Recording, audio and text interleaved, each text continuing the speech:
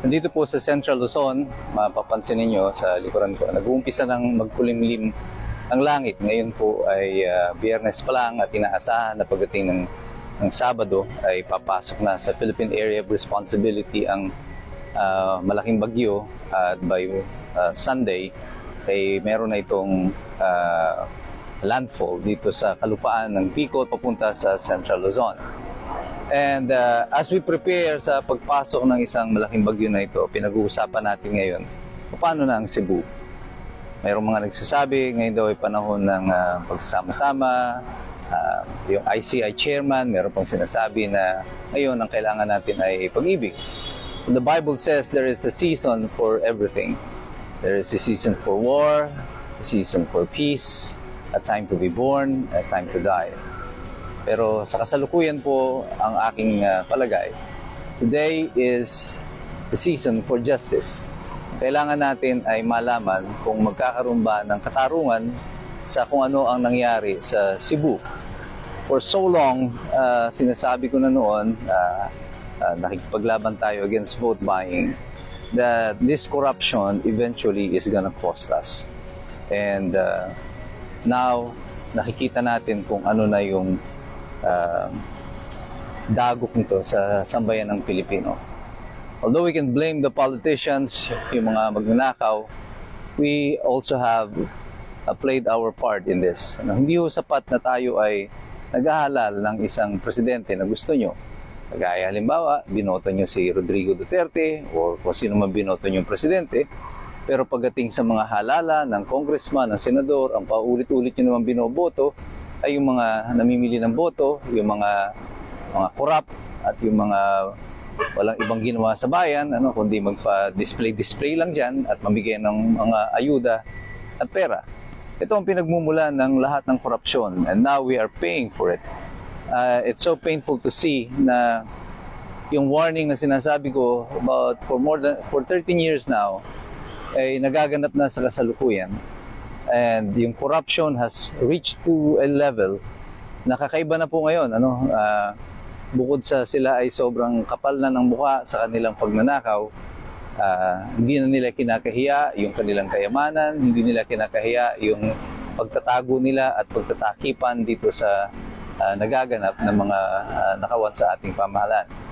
Well, the critical part of the citizenry, tayong mga botante, ay hindi natin maisasang tabi sa kasalukuyan na yung mga kaganapan na meron tayo. We are to blame partly dito sa nangyari na ito kasi sa experience natin nung natatandaan natin si Gina Lopez nung siya ay in-appoint ni Rodrigo Duterte bilang kalihim ng DNR, nag-upo sa kanya itong mga mayayaman, mga mining firms at ito yung kanyang naging katunggali. At talagang tinutulan nila ang kanyang confirmation. Simply because talagang nilabanan ni Gina Lopez noon itong mga mining firm. So yung mga pagmimina po kasi na yan ay wala naman talaga siyang mabuting idinudulot sa environment. Puro kasiraan po ang nangyayari dyan. At yung iba sinasabi kailangan natin to for development, kailangan to para umunlad yung mga probinsya, yung Pilipinas. Kailangan natin pasukin itong pagmimina at sirain natin yung ating kalikasan. Ang tanong po dyan ay, para kanino yung kaunlaran na yan? Totoo bang may kaunlarang nangyayari? Sino ang umuunlad? Sa aking palagay, wala pong kaunlarang dinadala yan sa mga probinsya, sa mga bayan kung saan ginagawa ang pagmimina. Ang dala po nito is death and destruction.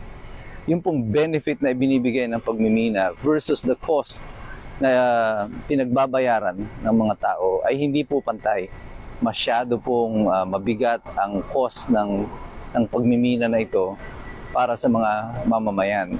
At ito, kitang-kita natin yung pinagsamang effect ng pagnanakaw sa flood control at yung pagpabor sa mga malalaking minahan ng mga lokal na opisyal, ng national officials, pag-issue ng mga permit para sa mga development nang walang pakundangan at hindi sinasangtabi o kinukonsidera ang kapakanan ng taong bayan, eventually ay pagbabayaran nating lahat.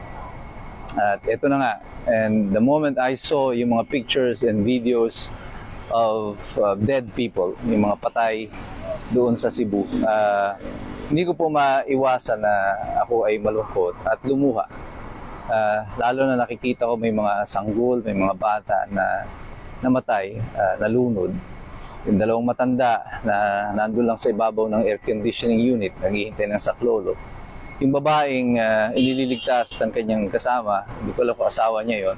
Yung sa ibabaw ng bubong, binibigyan siya ng CPR, pero hindi niya ma-revive yung babae.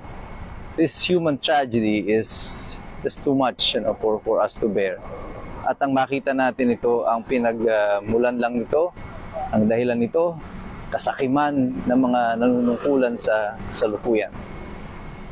Napakasakit po sa kalooban na isipin na ito na ang kinasapitan natin sa kasalukuyan. Masakit man po sa aking kalooban, I'm out of words para i-describe itong mga tao na ito. Kaya kung mamarapatin nyo, ipagpaumanhin nyo ang magiging kataliman ng aking sasabihin sa mga tao na ito. Ang kahayupan ninyo, ang pagkaganid ninyo, ang pagkawalan ninyo ng respeto sa karapatan ng mga mamamayan ng sambayan ng Pilipino. Ang pagka-addict nyo sa pera at kapangyarihan, ito ang pumapatay at pumatay sa maraming mga Pilipino. Constitution says that sovereignty resides in the people and all government authority emanates from them.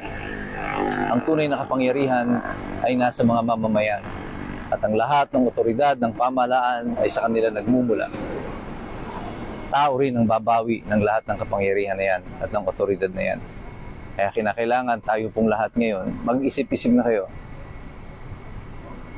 Yung katahimikan po natin na yan at pagpayag sa ganitong sistema ng nakawan ay hindi na po ubra at kailangan po itong magwakas.